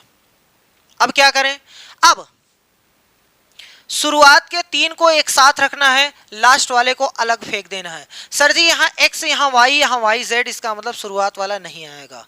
तो अब इन तीनों को साथ करो, इसको अलग कर दो। देखो 25x स्क्वायर हमने गोद दिया है, इन तीनों में से माइनस हमने कॉमन लिया है, बचा कितना 4y स्क्वायर, ये माइनस इसको बना देगा माइनस 28yz, ये माइनस इसको बना देगा प्लस 49z स्क्वायर। देखते जाइए क्या क्या हो रहा है। 25x स्क्वायर हमने गोद दिया माइनस, ये अगर आप ध्यान से देखोगे तो ये a square minus b square का फार्मूला है। कोई दिक्कत नहीं, हम आपको समझाते हैं। देखो ये क्या हम ऐसा लिख सकते हैं, इसको 2 का वर्ग y का वर्ग, ठीक। क्या इसको हम ऐसा लिख सकते हैं 2 7, 2 दूनी 4 सते 28, ठीक है सर जी, yz प्लस में 7z, इसका स्क्वायर लिख सकते हैं, कोई दिक्कत तो नहीं है, 7 का वर्ग इतना होता है। देखो ये a स्क्वायर है, प्लस में b स्क्वायर है, माइनस में 2, ये देखो a है, ये देखो b है, सही है। इसका मतलब ये हुआ कि a square plus b square minus 2ab है, a square plus b square minus 2ab है। तो हम इसको ब्रैकेट में एक बार लिख करके वर्ग लगा देंगे। बाकी ध्यान से देख लो, यहाँ 5 और x का होल स्क्वायर लिख दिए, कोई तकलीफ तो नहीं है। माइनस ध्यान से देखिएगा, a का मान 2i है, b का मान 7z है, ये फार्मूला है, माइनस का माइनस लगाएंगे, होल स्क्वायर लगाएंगे। इसको अगर आप तोड़ोगे फिर से यही मान आएगा, फिर से मान आएगा। अब देखो समझो, ये है a तो ए स्क्वायर, ये पूरा है बी तो बी स्क्वायर, ए स्क्वायर माइनस बी स्क्वायर। ओहो हो सर जी, ए स्क्वायर माइनस बी स्क्वायर का फार्मूला होता है एक बार जोड़ना है एक बार घटाना है अलग अलग ब्रैकेट में। तो चलो नोट करते हैं, एक बार जोड़ रहे हैं, इसमें जोड़ रहे हैं, ये चीज जोड़ने पर कोई निशान बदलता नहीं है, ये चीज याद रखिएगा। अगली बार हम घटा रहे हैं, पहले रहेगा 5x, घटा रहे हैं, एक बार प्लस एक बार माइनस, माइनस लगाने से अंदर का सारा साइन चेंज, ये है प्लस तो लग गया माइनस 2y, ये है माइनस तो ये हो जाएगा प्लस। अगर आपको कहीं भी दिक्कत है तो आप लगाओ यहां पर ब्रैकेट, फिर ब्रैकेट को ओपन करिएगा, फिर से यही आएगा 5x plus 2y minus 7z। कहाँ है 5x plus 2y minus 7z, 5x minus 2y plus 7z। ओहो, पहला प्लस माइनस होना चाहिए, प्लस माइनस, ये देखो प्लस माइनस, ये माइनस माइनस है, यही वाला सही है, देख लो यही वाला सही है। थोड़ा सब कुछ करने के बाद भी ऑप्शन आराम से करिएगा, नहीं तो उसमें गलत हो जाएगा, ठीक है, ये चीज याद रखना। चलो भैया नेक्स्ट क्वेश्चन की ओर धीरे धीरे कदमों से। क्वेश्चन क्या कह रहा है कि किसी समलंब का क्षेत्रफल 512 सेंटीमीटर स्क्वायर है। समलंब चतुर्भुज है, चलो पहले बना लेते हैं समलंब चतुर्भुज, एक नन्हा मुन्ना सा, कहाँ है भैया, ये है समलंब चतुर्भुज। चलो भैया ये देखो समलंब चतुर्भुज बन गया, बन के तैयार हो गया धड़ाधड़। कह रहा है इसका क्षेत्रफल जो है वो 512 सेंटीमीटर स्क्वायर है, इस उसकी दोनों असमांतर भुजाओं की लंबाइयां, ये और ये दोनों समांतर भुजा है, असमांतर ये है, इन दोनों की भुजाओं की लंबाइयां जो है 17 और 23। मान लो ये 17 है और मान लो ये 23 है, आप यहां भी 17 यहां 23 लिख सकते हैं, कोई दिक्कत नहीं है। और समांतर भुजाओं के बीच की दूरी, यानी इनके बीच की दूरी जो है, यानी ऊंचाई जो है वो 16 है, ठीक है, बहुत अच्छी बात है। कह रहा है समलंब का परिमाप बताओ। हो बड़ी दिक्कत है, ए बी सी डी, ए से बी तक, बी से सी तक, सी से डी तक, डी से ए तक जो चक्कर लगाओगे कितनी दूरी तय करोगे वो आपको बताना है, ठीक है, बहुत ही आसान है, बहुत ही आसान है, आराम से देखिएगा। इसमें एक भुजा को ए मान लो, क्योंकि समांतर भुजाओं में एक भुजा ए होती है तो दूसरी भुजा बी होती है, यानी हमारा जो परिमाप आ रहा है, हमसे क्या पूछा गया है, परिमाप, परिमाप बताइए सर जी, परिमाप, परिमाप अगर हम यहां से एक चक्कर लगाते हैं तो ए तक गए, फिर 23 तक गए, फिर बी तक गए, फिर 17 तक गए। सर जी परिमाप तो निकल गया, ये दोनों जुड़ गए, यानी हो गया 40।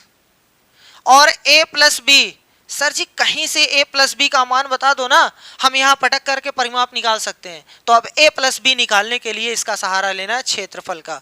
समलंब का क्षेत्रफल क्या होता है, समलंब का क्षेत्रफल, इसका मान दिया गया है 512 सेंटीमीटर स्क्वायर। सर जी फार्मूला होता है 1/2 गुणे में समांतर भुजाओं का योगफल गुणे में h बराबर में 512। ये देखो 1/2 गुणे a प्लस बी नहीं पता है सर जी, कोई बात नहीं, h का मान देखो 16 है, 16 तो यहां पटक दो 16 बराबर में 512, 2 1 कम 2, 2 8 16। अब हमारे पास a प्लस बी गुणे में 8 बचा है, हम चाहें तो डायरेक्ट काट सकते हैं, नहीं तो चलो इधर करें, 8 कम 8, 8 6 48 और 8 चौक 32, 64 आ गया, ठीक है भैया, सही है, 16 32 आना चाहिए, 8 6 48, 8 चौक 32, कहाँ 16 7 112, अच्छा ठीक है। a प्लस बी बराबर में 64। क्या सर जी इसको आगे सॉल्व करें, नहीं भैया, आप तो a प्लस बी को ढूंढ रहे थे, बेचारा आ गया, फिर से वापस करना चाहते हैं क्या इसको, नहीं, a प्लस बी का मान 64 है, तो यहाँ पहले से 40 है और यहाँ 64 लाके पटक दो, इसका मान 64 पटक दिया गया है, दोनों को जोड़ दो तो 104 सेंटीमीटर, यही इसका परिमाप है। परिमाप का मतलब सभी भुजाओं का योगफल होता है। चलो भैया ये वाला ऑप्शन आपका सही हो गया, इसमें कुछ और करने की जरूरत नहीं थी कि सर जी ए का मान निकालो बी का मान, वो तो ऑलरेडी निकालना है ही नहीं। नेक्स्ट क्वेश्चन, क्वेश्चन नंबर 15 क्या फरमा रहा है कि यदि 3m माइनस 1/3m का मान 3 है जहां m बराबर 0 नहीं है तो m square plus 1/81 m square का मान कितना होगा।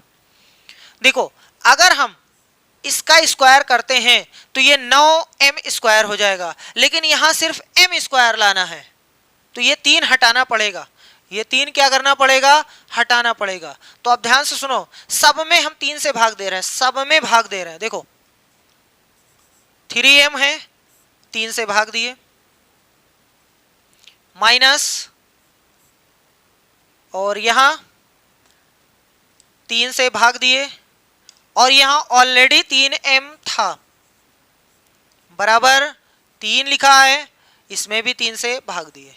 सही है, चलो भैया सब में हमने क्या कर दिया, 3 से भाग दे दिया। आप ऐसा भी कर सकते हैं, इस 3 से इधर भेज सकते हैं, इस 3 को इधर भेज दें तब भी बात तो वही है। सर जी ये दोनों कट गया, आपके पास m बचा, माइनस ये दोनों कटेगा नहीं, 9m बचेगा, और बराबर में 1, हो आ गया। सही है, अब यहां से दोनों पक्षों का वर्ग कर दो, दोनों पक्षों का वर्ग कर दो। देखो आपके पास m माइनस 1/9m, इसका भी वर्ग हो जाएगा, बराबर 1 का वर्ग। ये डायरेक्ट करने लायक नहीं तो गलत हो जाएगा। a माइनस बी का होल स्क्वायर यानी a square plus b square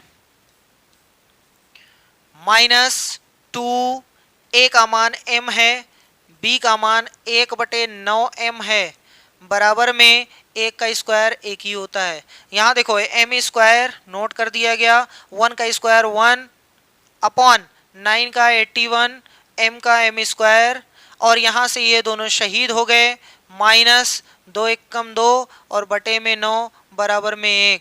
आपको इसका मान निकालना है, लेकिन इस महाशय को उधर कर दो तो इसका मान चलो निकल के आ रहा है 1, माइनस उधर गया तो प्लस 2/9। सर जी इसको कैसे जोड़ें, तो 9 एकम 9, 9 2 11,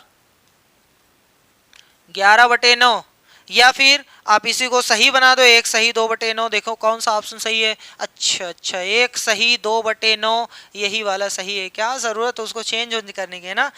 देखो भैया एक चीज यहाँ से सीख मिली है कि ये चीज और ये चीज दोनों सही है, दोनों वही है, ठीक है, दोनों दही है। अगर कोई ऐसे कहे 3 सही 4/5 तो आप इसको लिख सकते हो 3 धन 4/5, कोई भी दिक्कत नहीं है, ये खोपड़िया में डाल लो। अब क्वेश्चन आएगा डायरेक्ट करेंगे, ठीक। चलो नेक्स्ट क्वेश्चन की ओर, क्वेश्चन नंबर 16 क्या फरमा रहा है, यदि किसी समबाहु त्रिभुज, चलो एक समबाहु त्रिभुज पहले बनाते हैं। समबाहु त्रिभुज कहाँ मिलेगा, मिल जा भैया समबाहु त्रिभुज, ये देखो है समबाहु त्रिभुज, तीनों भुजा बराबर होनी चाहिए, बराबर बराबर बराबर हो जाओ, ये है बराबर तीनों भुजाएं। मान लो ये ए है, ये बी है, ये सी है। कह रहा है किसी समबाहु त्रिभुज एबीसी का एक शीर्ष लंब एडी है। अच्छा चलो यहाँ से मिटा देते हैं, कोई दिक्कत नहीं, यहाँ से भी समझ में आ जाएगा, यहाँ से भी 100% समझ में आएगा, लेकिन यहाँ से अच्छी तरीके से समझ में आएगा, इसलिए यहाँ मिटा दिए। एबीसी एक शीर्ष लंब एडी है, मतलब यहाँ से एक जो खींचा गया वो लंब है जिसका नाम एडी है। तो एडी स्क्वायर निम्न में से किसके बराबर होगा, सॉरी 4AD स्क्वायर। पहले हम एडी का मान निकालें, फिर स्क्वायर करें, फिर 4 से गुणा करें, फिर वहां देखें, तब सही हो जाएगा, ठीक है। अब देखो आराम से देखो, कुछ भी नहीं है। सबसे पहले इसमें देखो ये समबाहु त्रिभुज है, इसका मतलब AB बराबर है BC बराबर है CA, कोई दिक्कत ना बाबा ना, सही है। अब सुनो, अगर आपको डायरेक्ट पता है, अगर आपको डायरेक्ट पता होता है कि सर जी समबाहु त्रिभुज में किसी भी शीर्ष लंब की लंबाई जो होती है, किसी भी समबाहु त्रिभुज में शीर्ष लंब की लंबाई, शीर्ष लंब की लंबाई बराबर होती है √3/2 भुजा का वर्ग।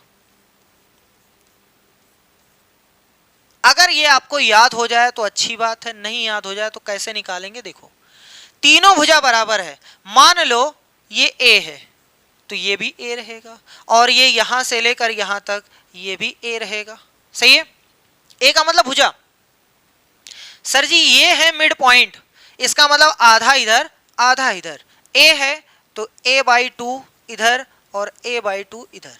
सर जी एक छोटा सा त्रिभुज बन रहा है, ध्यान से देखो, एक त्रिभुज ये है जिसकी भुजा ये a/2 है, ये a है और ये 90 अंश है। इसका मतलब पाइथागोरस चचा का फार्मूला लगा के इसका मान निकाला जा सकता है। हम निकालते हैं कर्ण का वर्ग, कर्ण मतलब a का वर्ग बराबर होगा लंब का वर्ग प्लस आधार का वर्ग। लंब आपको पता नहीं, मान लो कि x है, मान लो कि x है, और आधार का वर्ग मतलब a/2 का होल स्क्वायर। सर जी हम इसका मान निकालना चाहते हैं, इसको इधर भेजो तो a स्क्वायर ये आ जाएगा माइनस में a स्क्वायर बटे में 4 बराबर में आ गया x स्क्वायर। यहाँ से 4 एकम 4 a square minus a square बटे में 4 बराबर में x स्क्वायर। 4a स्क्वायर में से एक स्क्वायर माइनस हो गया तो 3a स्क्वायर बचा बराबर में 4। यहाँ x स्क्वायर है, स्क्वायर हटेगा तो इस पे लगेगा रूट, तो 3a बटे में 4 ये x का मान है। सर जी यहाँ a स्क्वायर है। अब देखो आपको पता है कि 3 नहीं निकल पाएगा, a 2 बार है, एक बार निकल गया, और यहाँ 2, ओहो सॉरी यहाँ दिक्कत हो गई, भुजा स्क्वायर नहीं रहेगा, इसको मिटाएं कैसे, बड़ी दिक्कत है। चलो बहुत छोटा सा इरेजर है, देखिए मिटता है कि नहीं, काम कर जाओ भाई। ओहो मिट गया, एक बार और मेहनत लगा के, हाँ शाबाश जवान शाबाश मिट गया भैया, ये भुजा रहेगा। ठीक, तो यहां से आ गया √3/2 और भुजा, ये किसका मान है, किसका मान है, ये इसका मान है √3/2 गुणे में भुजा। सही है, याद कर लेना कि किसी भी समबाहु त्रिभुज में जो शीर्ष लंब होता है, चाहे यहाँ से हो चाहे यहाँ से हो चाहे यहाँ से हो, उसकी लंबाई √3/2 भुजा का वर्ग होता, सॉरी भुजा होता है। सही है, तो यहाँ से AD का मान आ चुका है, AD का मान अभी हमने निकाल दिया है, AD बराबर आ गया है √3/2 और भुजा। सही है, समझ में आ रहा है, ये AD का मान है। सर जी यहाँ पे लाके पटक दो, तो यहाँ देखो हम पटक रहे हैं, देखो आराम से देखो, 4 गुणे AD का स्क्वायर यानी √3/2 भुजा इसका स्क्वायर। ठीक है, लो भैया स्क्वायर हो गया। अरे AD का मान इतना था, ये उठाए यहाँ पटके तो पटक दिया, स्क्वायर लगा दिया। 4 गुणे में √3 का स्क्वायर तो 3 होता है, बटे में 2 का वर्ग 4 होता है, भुजा का वर्ग तो भुजा का वर्ग ही लिखा जाएगा। ये दोनों शहीद हो गए, अब 3 हमारे पास भुजा का वर्ग, ये है फाइनल आंसर।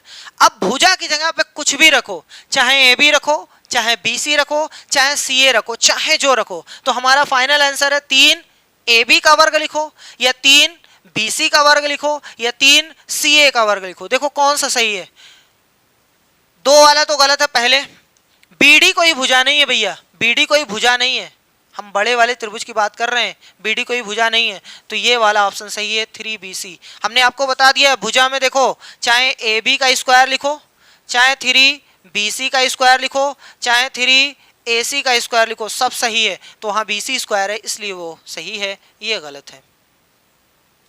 क्वेश्चन नंबर 17 क्या कह रहा है, किसी त्रिभुज ABC की भुजा BC पर एक बिंदु D स्थित है। ठीक है, एक त्रिभुज हम बना लेते हैं पहले।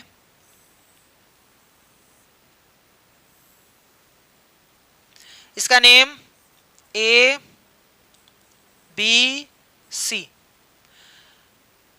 भुजा BC पर एक बिंदु D स्थित है। अच्छा यहां कहीं D लगा देते हैं, चलो भैया यहां कहीं D है,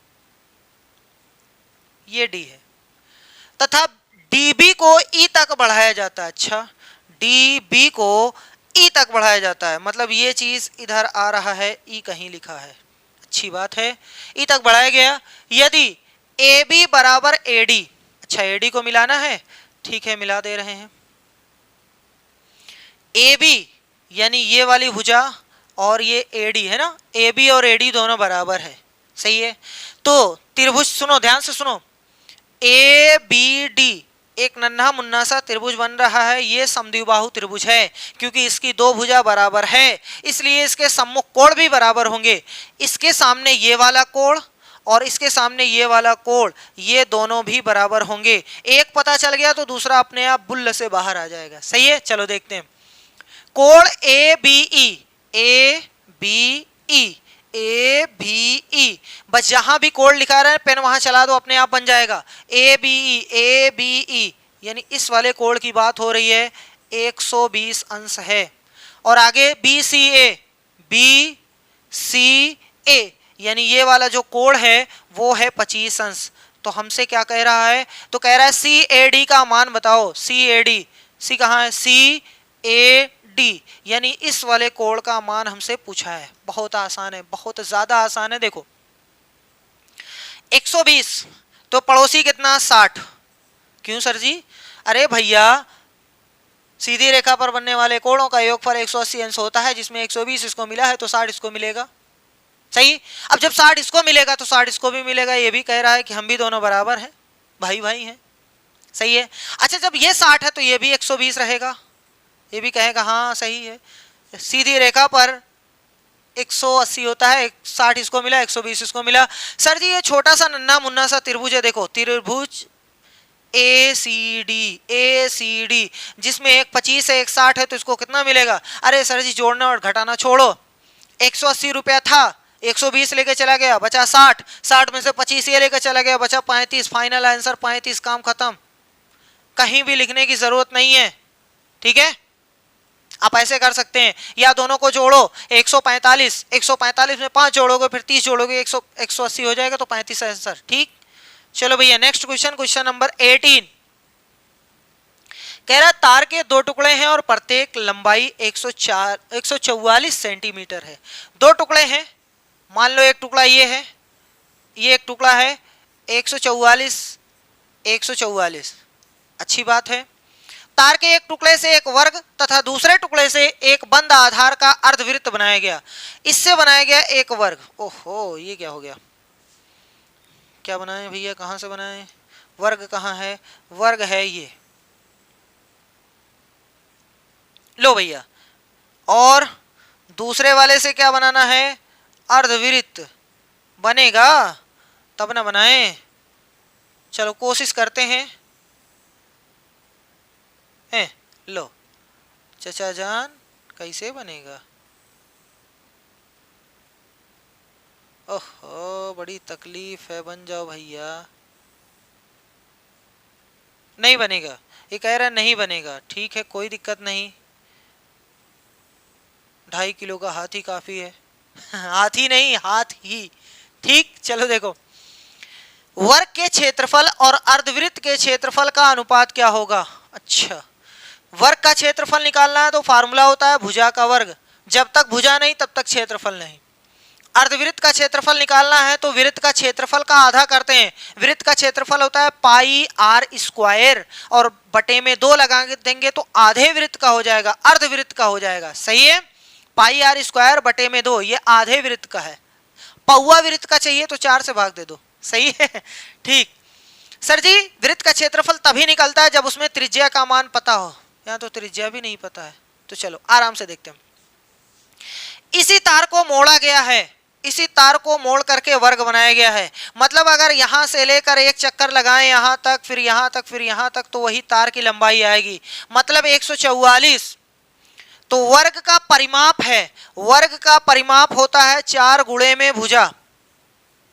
या अगर आपको ऐसे भी नहीं समझ में आता है, सर जी 144 जो है वो 4 लोगों में बटा है, 4 लोगों में बटा है, तो कितना कितना पड़ेगा, 4 से भाग दे दो उत्तर। वही चीज फार्मूला लगा के भी किया जा सकता है, देख लो, 4 गुणे में भुजा बराबर में 144, तो भुजा बराबर 144 बटे में 4, है ना भैया। 4 से 4 काट दो, है ना। अरे भैया चाइना वाले उठा ले जाएंगे, ऐसा ना करिएगा, पूरा काटा जाता है। 4 तिहाई 12, 4 छक 24, इसका मतलब भुजा का मान आया 36 सेंटीमीटर। ये है 36, तो ये भी रहेगा 36, तो ये भी रहेगा 36, रहने दो, क्या जरूरत है पूरा लिखने की। इसका क्षेत्रफल तो हम निकाल सकते हैं, इसका क्षेत्रफल क्या होता है, भुजा का वर्ग, भुजा का वर्ग यानी 36 गुणे 36, यही है क्षेत्रफल। सर जी 36 का वर्ग नहीं पता है, कोई दिक्कत नहीं, 2196 पता है, सॉरी 1296 आपको पता है ना, नहीं पता है, जाने दो, अभी आएगा, अपने आप आएगा। देखो चलो इसमें देखते हैं सर जी। कह रहा है कि ये जो तार है इसी तार को ऐसे मोड़ करके ऐसे बनाया गया। अच्छा सर जी, इसका मतलब अगर इसको ध्यान से देखें तो इसका जो परिमाप होगा वो 144 होगा। हाँ सर जी सही बात है, परिमाप का मान जो है वो 144 है। लेकिन अर्धवृत्त का परिमाप कैसे निकाला जाता है? आराम से देखो, कुछ भी नहीं है, आप लगाओ यहां से एक चक्कर पूरा, तो एक चक्कर का मतलब यहां तक पहले जाओगे। ये क्या है? ये है डायमीटर, व्यास है, व्यास में 2 त्रिज्या होती है, तो हम यहां लिख सकते हैं 2r। कोई दिक्कत? यहां से यहां तक गए 2r, 2 त्रिज्या, प्लस अभी यहां से यहां तक। अच्छा सर जी, कोई वृत्त रहे तो इसका एक चक्कर में लगाई गई दूरी, तय की गई दूरी कितनी होती है? सर जी 2 पाई r होता है, 2 पाई r। ये एक चक्कर में तय की गई दूरी है, एक चक्कर में। लेकिन यहां तो आधा चक्कर है, तो 2 से भाग दे दो, इसका मतलब कितना आया? पाई r आ गया। कितना हो गया? पाई r। बहुत अच्छे, मतलब यहां से लेकर यहां तक आओगे तो पाई r बराबर में 144। शाबाश। r ले लो कॉमन, यहां बचेगा 2, प्लस में पाई बराबर में 144। अरे भैया 144, तो r 2 धन 22/7। दुनिया को पता है पाई का मान इतना, लगभग इतना ही होता है। सर जी इन दोनों को जोड़े कैसे? अरे भैया 7 दूनी 14 और 22 जोड़ दो, 36 हो गया। 36/7 लिखा हुआ है, यहां से देखो, r इंटू 36/7 जोड़ दिया, 7 दूनी 14 22 36, 36/7 बराबर में 144। सही है। 7 जाएगा 7 देने, 36 आएगा दुश्मनी करने, इसका मतलब यही काट देते हैं, 36 से कम 36, 36 चौका 144। अरे सर जी हाँ भैया, ले r बराबर 7 गुणे में 4 बराबर में 28 सेंटीमीटर। खुश हो जाओ। ये मांग रहा था त्रिज्या दे दो तो हम क्षेत्रफल बता सकते हैं, ये मांग रहा था भुजा दे दो हम क्षेत्रफल बता सकते हैं, तो हमने इसकी भुजा भी निकाल दिया, इसकी त्रिज्या भी निकाल दिया। कह रहा है वर्ग का क्षेत्रफल और अर्धवृत्त का क्षेत्रफल का अनुपात बताओ। जो पहले वो पहले, जो बाद में वो बाद में। तो ऊपर रहेगा वर्ग का क्षेत्रफल, और इसके नीचे रहेगा क्या? अर्धवृत्त का क्षेत्रफल।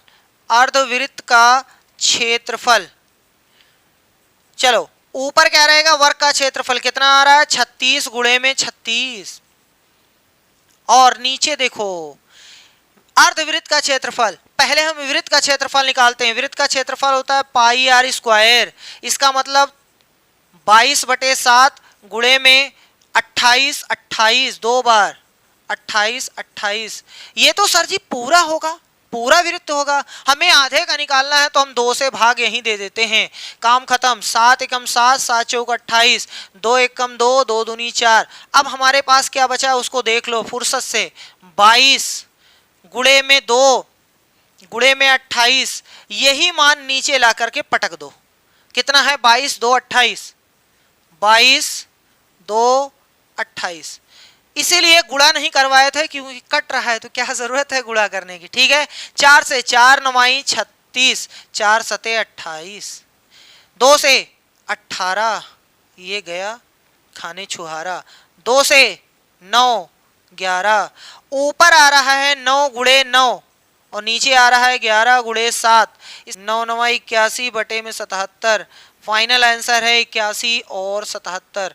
77 81 नहीं, 81 77। ठीक है, ऊपर 81 है नीचे 77 है, तो 81 77 सही। चलो next question, question number 19। 2 question और बचे हैं, वो देखो फिर क्वेश्चन वही आ गया। 49 को नोट कर लो, इसमें से माइनस कॉमन ले लो, तो यहाँ एक्स स्क्वायर, ये हो गया प्लस वाई स्क्वायर, ये हो गया माइनस 2xy। इसको बंद कर दो, 49 गोद दो, माइनस, आप चाहो तो 49 7 का स्क्वायर लिख सकते हो, कोई दिक्कत नहीं है। एक क्वेश्चन इस पे बता दिए इसलिए डायरेक्ट कर रहे हैं। माइनस, सर जी ये a square plus b square minus 2ab, यानी a माइनस बी का होल स्क्वायर है। अब एक बार जोड़ना है एक बार घटाना है, देखो ध्यान से। 7 के साथ एक बार लगाओ प्लस, प्लस लगाने पे अंदर का साइन बदलना नहीं है, x माइनस वाई ही गोदना है। अगले वाले में 7 बीच में लगाओ एक बार माइनस, अंदर का सारा साइन बदल दो, प्लस है तो माइनस, माइनस है तो प्लस। ठीक, 7 प्लस एक्स माइनस वाई कहाँ है? 7 प्लस एक्स माइनस वाई इन दोनों में नहीं है, इसलिए काट दो। 7 minus x plus y, 7 minus x minus y ये नहीं सही है, ये वाला सही है। ठीक, तो इस तरीके से बहुत ही आसान क्वेश्चन था। चलिए लास्ट क्वेश्चन देखते हैं। कह रहा है कि यदि इतना बराबर इतना हो तो इतने का मान, ओहो, यहां से निकालो x, वहां पटको x, काम खत्म। देखो भैया,